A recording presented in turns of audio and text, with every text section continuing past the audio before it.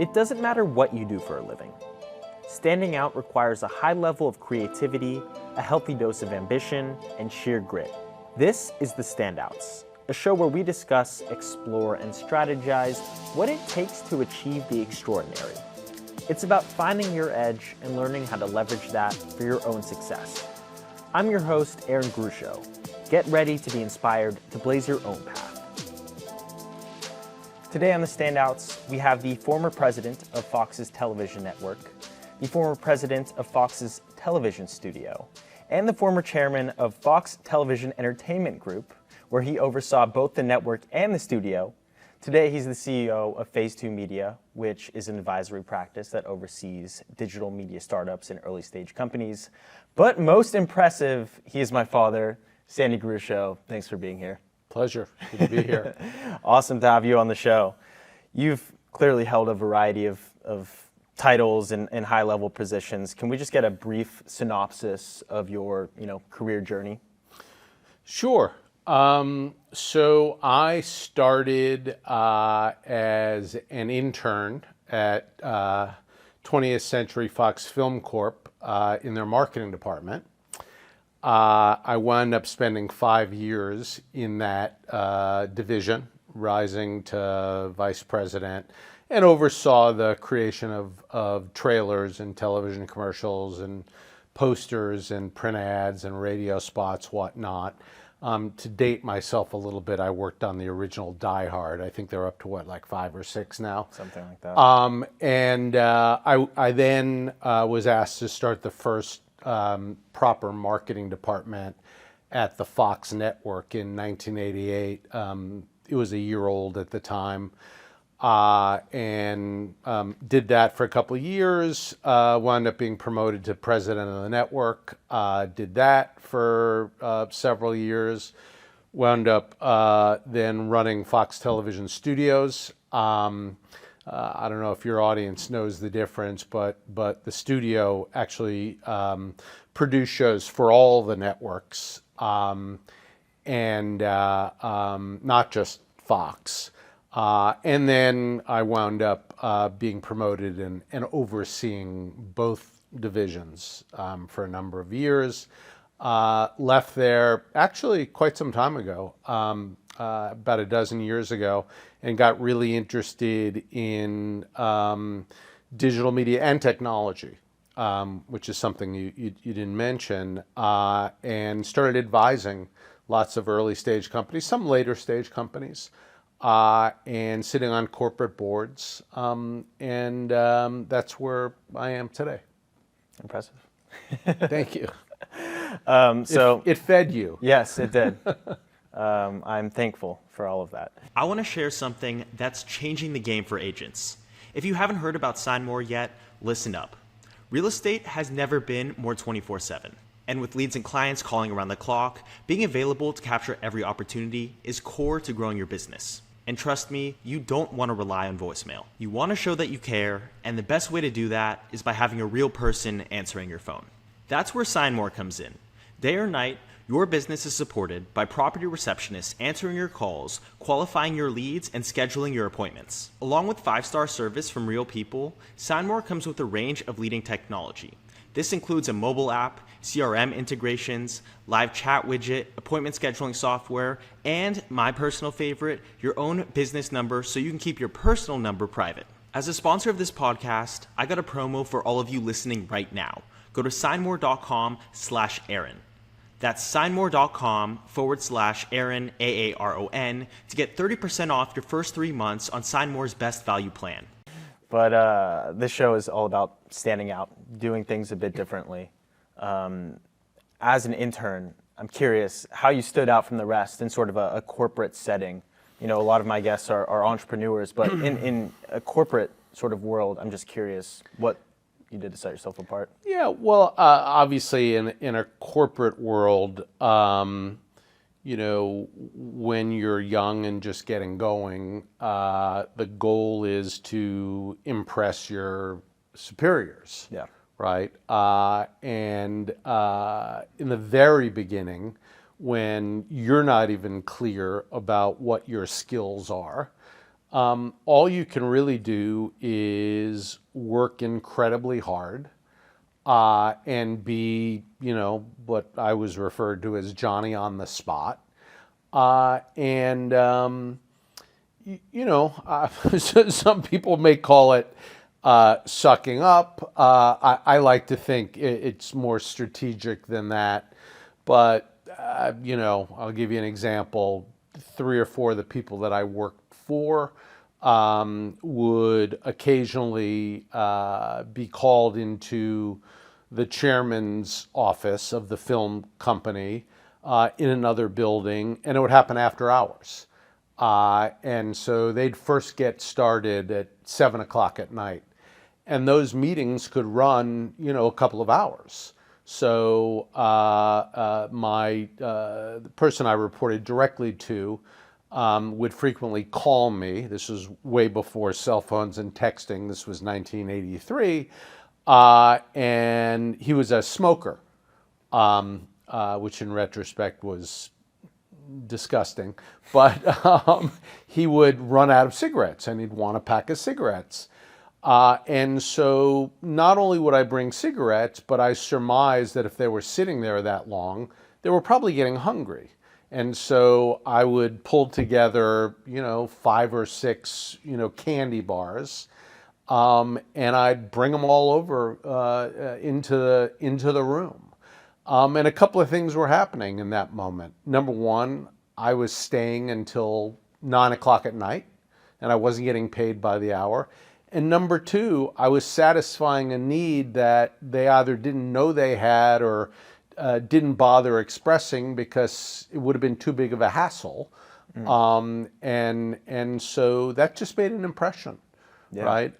And you just got to be smart about stuff like that. And you got to be willing to put in the time. It requires dedication. It requires sacrifice. What that allowed me to do, it bought me time to actually identify the things that I was good at. And I had no idea that I was creative. Unfortunately, at least back then, college doesn't necessarily allow you to experiment and identify where your strengths are. That typically happens in the real world. Who knew that I was creative? And creative in that context. So because I had worked so hard, I had a lot of goodwill. I was generating value for them, even in the absence of having identified my real talents. And they could not have been more supportive along the way when I did start to evolve into somebody who could truly contribute to the business at hand.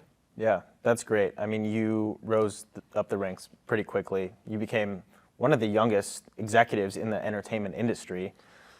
Yeah, I'd say that a little bit differently. There are plenty of young executives in the industry. I think I moved up quickly, and I had some jobs that typically would go to people who were older, if not significantly older than I was. But yeah, I mean, when you're in the corporate world, it's, you're an intern, you're a manager, then you're a director, then you're an executive director, then you're a vice president. I mean, basically, if you're doing a good job, you're getting promoted every 6 months or whatever it is. And so, by the time I was, I think, 26, I was the vice president of creative advertising at 20th Century Fox Film Corp, working on important movies. And it was fun, but a little bit heady. That, again, just came from hard work, dedication, sacrifice, and serendipity, right? Which I think is important in every career, and people don't talk about it enough. I was just very lucky that I got an internship in an area where I had, skills, Yeah. unbeknownst to me. Yeah. I mean, 26, that's pretty young, in my opinion, to be a vice president. Did you experience any kind of downlook upon you from the higher-ups who may be jealous, ageism? Not at all. As I said, people were rooting for me. That's awesome. Because, I always made their jobs easier. The key is to add value without being threatening. Yeah. And I know you didn't ask this question, but I think it's one of the more valuable pieces of advice I could offer, your audience. And this isn't just in the context of a corporate environment. This is in the context of being an entrepreneur or being a real estate agent. And that is, there's nothing more important than aligning yourself with a great boss. Yeah. Somebody who's willing to mentor you. And most people are, right? Most people aren't threatened. They just won't do it if you're not adding value. Yeah. Right? If you're not somehow making their lives easier. So it's incumbent upon you to figure out exactly, the ways in which to do that. Yeah. At which point they want to help you along. Yeah. So a great boss is really, really key. Besides your boss, I'm just curious who else you drew inspiration from, who you looked to for mentorship, sort of in that space. It really just came from the people I worked with. I think for whatever reasons, right, and it's somewhat inexplicable. I thought in very contrarian ways, and the company was being run ultimately by a guy named Barry Diller, who is one of the greatest media executives and owners in the history of the industry.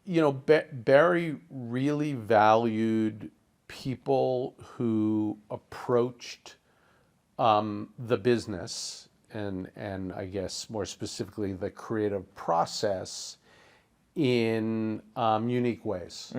His attitude was, and he would literally say it, that if people were in a job for too long, they had what he called hardening of the categories. That meant that they just weren't good anymore because they were just doing the same thing over and over and over again. Yeah. And he placed a value on people who could actually bring a fresh perspective to creative problem solving. And that's what I did. It really kind of, came out of my loins. And it was somewhat, unexpected, but really gratifying. I loved what I was doing. I loved creative problem solving, and I loved the fact that I got to do it in a way where there was even more reward for doing it differently. Yeah. For being unique. I'll give you one tangible example. It's going to seem small, but stacked on top of one another, it's what led Barry Diller to ask me ultimately to leave the movie company to start, as I say, the first proper marketing department at the new network. We were we had released a movie called The Princess Bride, which was directed by Rob Reiner. Wonderful picture. And at the time, and this is long before I'm sure most of your audience was even born, you can imagine there was no internet, so you'd get a newspaper every morning. And on Friday mornings, the newspaper would show up, and it was always thicker than every other day of the week other than Sunday. And in it, at least in LA, there was something called the calendar section. And in the calendar section were double truck ads, that means 2 pages, for 30 movies. And every single movie had reviews, quotes, many of them from the same reviewers. Vincent Canby, the New York Times, David Anson, Newsweek, Richard Corliss, Time Magazine. I can't believe I remember these names. People are all dead. But I was sitting there in a marketing meeting with my superiors, and Barry would sit in on it on Monday mornings. We'd look at the grosses from the weekend, and we decide on what the week 2 campaign would look like, in terms of print, in terms of, television. And my bosses were talking about like what quotes were going to be in the week 2 ad.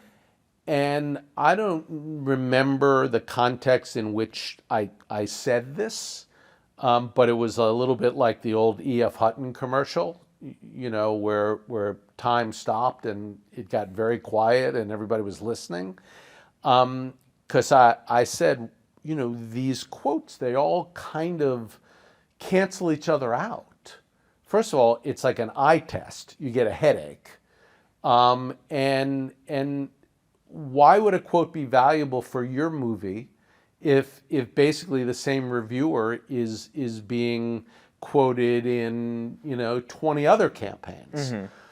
And I could see Barry looking at me, to which he said, well, what do you suggest? Right? And it was a really intimidating guy, and it really put me on the spot. And I said, I don't know, why don't we just say no quotes and do a headline using the key art that said, just ask anyone who's seen it.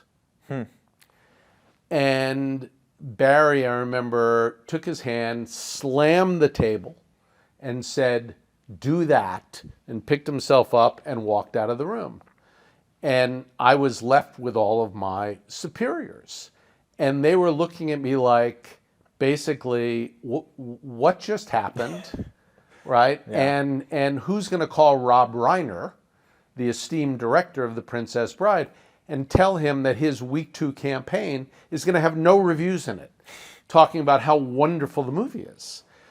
And actually, the good news is that Rob got it completely, right? And so it was that type of zig when everybody else is zagging, right? That allowed both myself and the things I was working on to kind of land as being different, as standing out, and I did that enough times where Barry, who was trying to launch at the time a 4th broadcast network. Again, most of your audience wasn't born, when the world, I know it's hard to believe. I mean, basically, the world of video was 3 broadcast networks: ABC, NBC, and CBS. Period. And there were some independent stations. And what Barry and Rupert Murdoch, the owner of Fox, wanted to do was create a 4th network to try to take on those 3. And so he asked me to come in and do the marketing for it, because he believed that the way I approached, sort of creative problem solving, would allow the network, to somehow, find a way. And when I went in there, it had not found its way. It was decidedly failing. And we managed to snatch victory out of the jaws of defeat. And, look, I certainly don't take singular credit for that by a long shot. There were dozens of people who were responsible. But I think along with Barry, more than just about anybody, identified and then wound up expressing the alternative Fox voice at the time. And so I don't know if that answered your question. I think you so. Asked it so long and a bit ago. more. No, that was awesome. It's such a great story. I'm curious if you ever remember a circumstance when you were in an intimidating room and you made a suggestion that was immediately shut down. And if so, how did that make you feel? How did you overcome maybe some self-doubt? Well, I'm going to answer the question differently because Okay. I don't know that I remember one specific instance. But, when you're young and you're just getting started out, if you're not filled with self-doubt, you're an idiot. Yeah. Right? It means you're arrogant, and you think you know it all, and you're going to be jettisoned from whatever organization you're in, like a body rejects a new organ, right? And so I think you got to prepare not just for feeling self-doubt when you're young and just getting going, but throughout your entire career, right? Self-doubt, another way to say it is fear, fueled me along with passion, right? So if you're sitting there and, you feel an enormous amount of anxiety, desperate to get it right, to succeed, but at the same time, you love the process, right? And you're being rewarded for doing things differently. It's sort of a unique cocktail. Yeah. That's positive, not negative. Yeah. So embrace your self-doubt. Yeah, I think that's really good advice. Switching gears a little bit, my audience loves to hear about Hollywood, celebrities. Do you have any moments that stand out to you in regards to dealing with, some of the stars on your shows? Any favorite shows that you worked on? I think that there are a handful of shows in the history of the medium that, really changed the game single-handedly. Yeah. And the one, I actually had the privilege of working on, as it turns out, a couple of those. First, launching The Simpsons, right, as the marketing guy. I didn't create The Simpsons. I just launched it, which was a job and a half, right? And there were no stars. The stars were really the creators. Yeah. Right? So a guy like James L. Brooks, who worked on classic television shows and amazing movies, and Matt Groening, obviously collaborated to, bring that to life. Launched American Idol. Yeah. Right? And sort of saw a clip from the show, which was called Pop Idol in the UK, and saw an acerbic British judge and said, that's the guy, right? If we're going to buy this show, he needs to be a part of it. Because it wasn't entirely clear that he was going to come across the pond. And in fact, the other two hosts were not a part of the British show, right? Paul Abdul and whatnot. And so, you know, that was kind of an amazing journey. The industry, the show became known as the Death Star because it would destroy everything in its wake. And, you know, that just doesn't happen very often in television. So, I worked with lots of cool people because at the time, Fox was trying to speak to a younger audience. Yeah. And so anybody that was young and up and coming in the business wound up being on a Fox show, some successful, some not successful. Johnny Depp was on 21 Jump Street.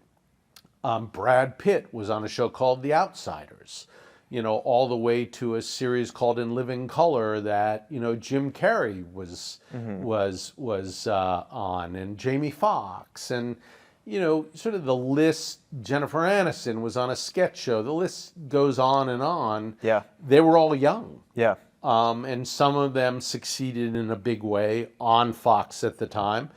A lot of them failed, but ultimately then went on to achieve success later on in their career in some other vehicle, be it film or television, for some other network. So, I was lucky that I got to work with, an enormous number of very talented people. And typically at the beginning of their careers, which made complete sense because I was so early on in my own. Yeah. Very cool. How do you feel about today's stars emerging from social media as content creators versus, traditional Hollywood actors? Is it easier than ever to reach that stardom? Yeah, look, I don't want to sound like one of those old, grumpy, grouchy, Hollywood executives who look down their nose at people who are often described as having no talent. Yeah. But tens of millions of followers. I think more power to creators who are able to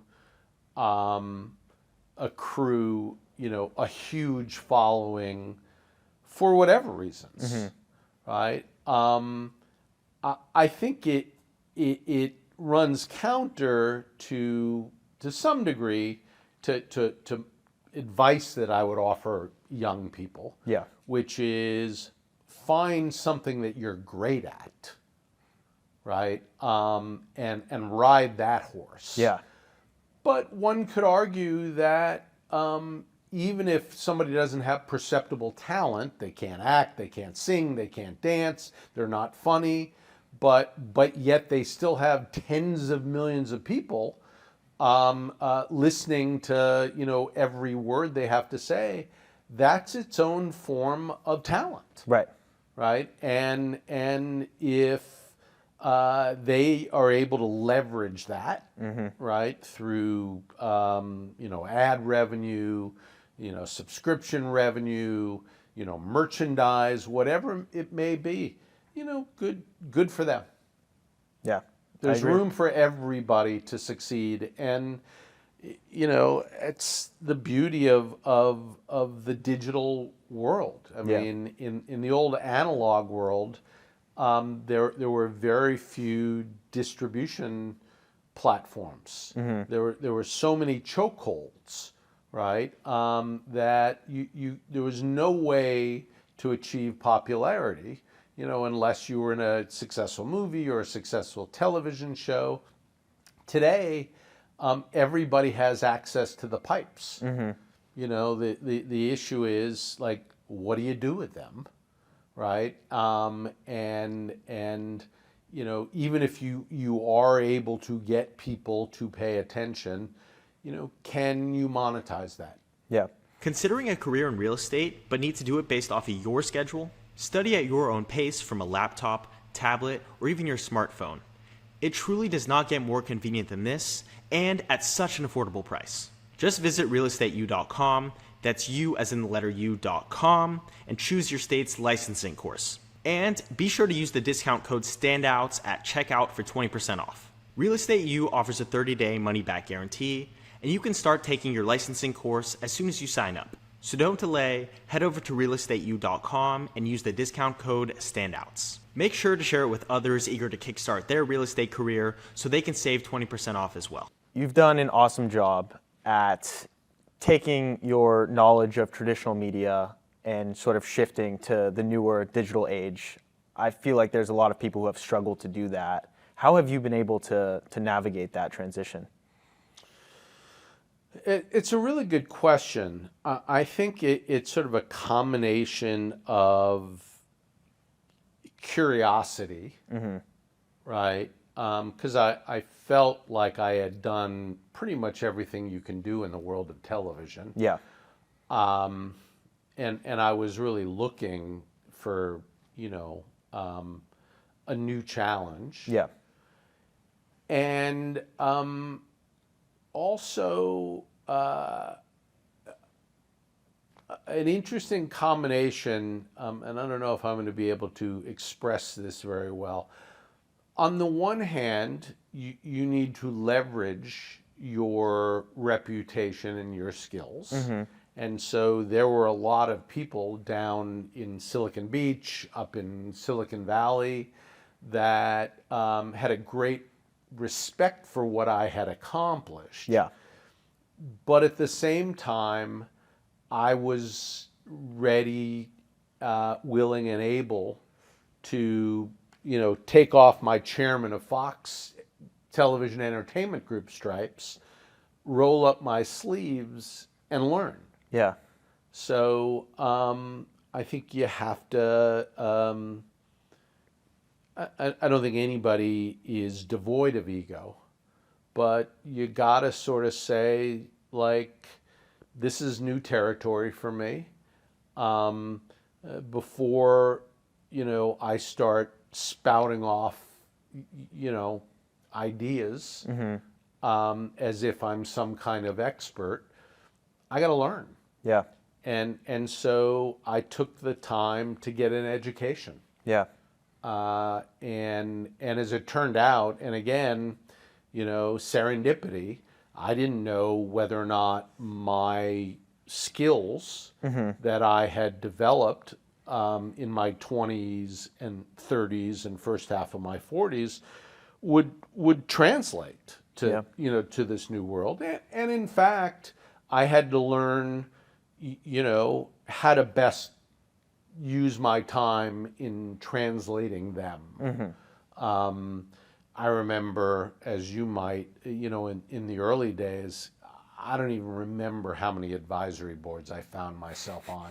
If somebody was standing on a street corner and said, "You want to be on my advisory board?" I'd say yes. In retrospect, it was silly, right? I was viewing it, it was flattering. Yeah. And I, I just sort of thought, well, there's another notch, on the belt. But, it's because I didn't have a model, right? So I had to develop a model, a lens through which I could assess whether or not a company was worthy of my time or not. Yeah. And whether or not it was worthy of their time. And I can't tell you how many times I've said to young entrepreneurs, don't give me equity, because I'm not sure I really believe in what you're doing, right? I don't want, a piece of your company unless I know I can be helpful. Yeah. And so the model is actually pretty simple. One is, I like the founder or the CEO. The second is, do I believe in the idea? Do I believe the business has a chance to succeed? Is there some kind of raison d'etre? Or, is it just an idea that's in search of a market? And the third, which is in some ways the most important, do I believe I can help? Right? Can I help push the boulder up the side of the mountain with the bridge of my nose, which is kind of the way these things get built. And if all three of those boxes get checked, then it's a company that makes sense for me to be associated with. if one or more of those boxes are not checked, then I ought not be associated with it, either as a board member, as an advisory board member, as just a straight advisor. So I think it's important to really hone in on your own model. Can you share some of your success stories with any of these early Yeah, stage this will go companies? fast. Probably the biggest success story of for me in the past decade, which fortunately turns out to be one of the biggest success stories in Hollywood of the past decade, was getting involved with a streaming video service called Tubi, which was acquired a couple of years ago by Fox. And again, you sort of look for that thread in your career. Yeah. In the same way, the Fox network was very, and I haven't used this word, and it's an important word, disruptive, right? And contrarian in the way it went at the three existing networks.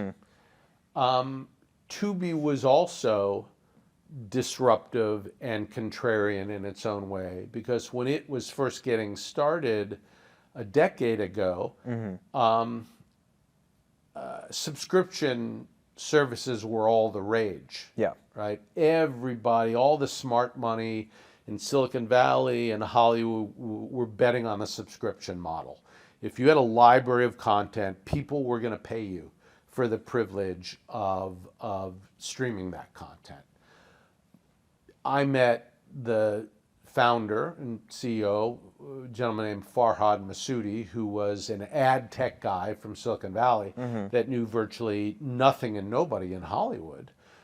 And he had a point of view which actually aligned with mine, which was that eventually there was going to need to be a seat at the streaming video table for Madison Avenue, right?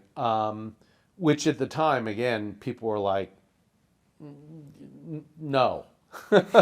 This is all about subscription revenue. This is not about ad revenue. Yeah. And we were right. And now you look at what's happening in the industry. Even Netflix is taking, advertising. And so that was a pretty special journey where I was Farhad's advisor. He wanted me in the beginning to take an operational role, but I told him that I was allergic to operational roles after 25 years at Fox. But I said I'd be happy to be an advisor, and I'd be happy to be, what I called your Hollywood whisperer, because he really didn't know a lot about the business and know the people down here. And ultimately then became a board member for a number of years. And then, again, we sold it to Fox, which was incredibly ironic for me personally, because Tubi was actually disrupting a business that I helped to build from, the very early days, which was the Fox network. And that's when you've been around for a while, when you start disrupting the businesses you helped to build. And so that was kind of a hoot. And obviously, it was acquired for close to $500 million, and everybody did really nicely. Nobody more so than Farhad, and he completely deserves it. And News Corp was smart enough, Fox was smart enough to do something that they typically didn't do. There's a certain arrogance that exists in Hollywood where everybody thinks they know better. So typically, a company like Fox would acquire Tubi TV and say to Farhad, here's your money, thank you very much, don't let the door hit you on the way out, and install some genius, right, who works inside the company. Yeah. And it never works. It's doomed to failure. Yeah. And in this particular case, they were smart enough to say, no, Farhad, you're going to captain this ship that you helped to build. And it was an incredibly, smart decision on their part, because, not even arguably, it is more valuable than the Fox broadcast company today. And it's the future. That Streaming. is, major success. Yep.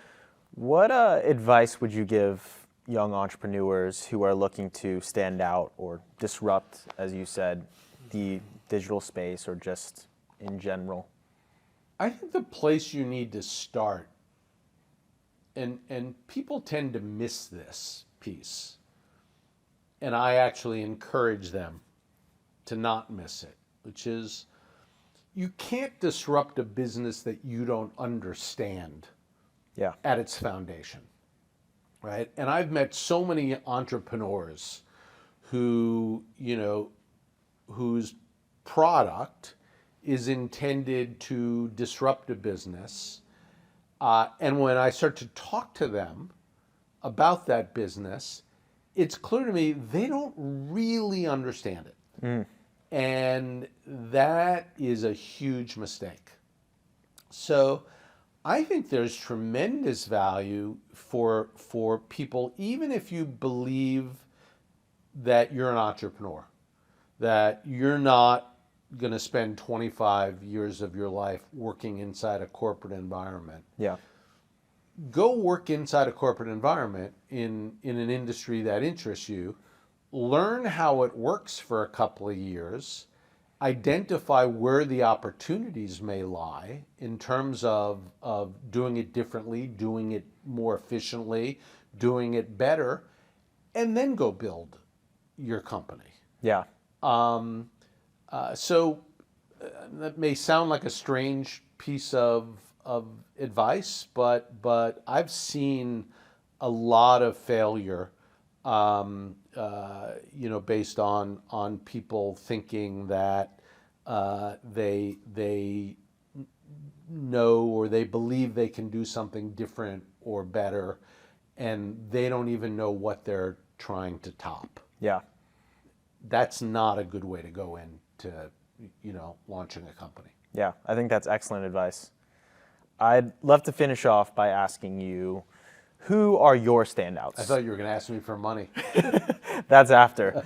But whether they're in the business, outside of the business, who do you look at today and admire and say to yourself, they're doing something differently, they're standing out, and I appreciate that? God, we can sit here for hours, so I think it's best for me to just look at the industries that I've spent my time in. Yeah. And there are two guys in particular who are just a cut above everybody else. And I don't even belong in the same sentence as them. And in fact, I'm not mentioned in the same sentence as them, which is perfectly fair. One of them is Barry Diller, who was the first to essentially walk away from traditional media, and take a swing at digital media, and now owns a company called IAC. And the other is a guy who was actually my direct boss for a long, long time, and that's a guy named Peter Chernin, who also, now he actually hasn't completely walked away from traditional media. He still has a film division and a television division, but his real focus is on building businesses that are, again, disruptive in nature, can be considered, digital or technology, driven companies. Left brain, right brain, two of the smartest guys I've ever had the privilege of sitting in a room with, and the thing that I get to take with me is knowing that both of them really respected me and valued me for what I brought to the game Yeah. that they were in. And Peter Chernin once said, I'll never forget it, to Rupert Murdoch, who didn't really know me. It's complicated, but he wasn't actually running the company on a day-to-day basis. Yeah. That was Barry Diller. So he didn't get to know me and question my creativity at a time when Peter was being asked to go run the movie company, and they had to find a head of the network, and Peter said to Rupert, Sandy in many ways is more creative than I am, which is an honor. Yeah. And that's how I became president of the network at 32 years of age. But those are two unbelievably impressive guys. And look, there's a lot of people out there, to emulate in every industry, including real estate. And you just gotta I think identify people who stand for what you feel is righteous, and if you're really lucky, really unbelievably lucky, you get to make them your mentors. Love it. These were awesome stories, some of which I've never heard before, so it was fun listening to. Extremely insightful. Dad, thanks so much for being on the show. It's a pleasure. Thanks for having me.